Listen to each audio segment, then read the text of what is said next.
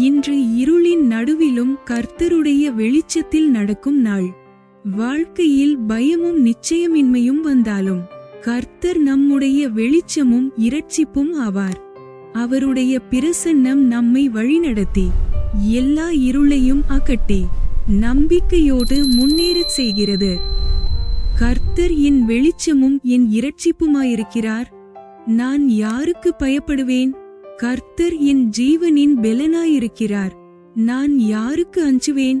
சங்கீதம் அதிகாரம் 27 வசனம் 1. The Lord is my light and my salvation. Whom shall I fear? The Lord is the strength of my life. Of whom shall I be afraid? Psalms chapter 27 verse 1. கர்த்தாவே, என் வாழ்க்கையின் வெளிச்சமாகவும் இரட்சிப்பாகவும் இருப்பதற்காக உமக்கு நன்றி. பயம் என்னை ஆட்கொள்ளும் நேரங்களிலும் உம்மை நம்பி தைரியமாக நிற்க உதவி செய். என் வாழ்க்கையின் ஒவ்வொரு அடியையும் உம்முடைய வெளிச்சத்தால் வழிநடத்தி உம்முடைய சமாதானத்தில் நிலைத்திருக்க கிருபை தாரும். இயேசுவின் நாமத்தில் ஜெபிக்கிறேன்.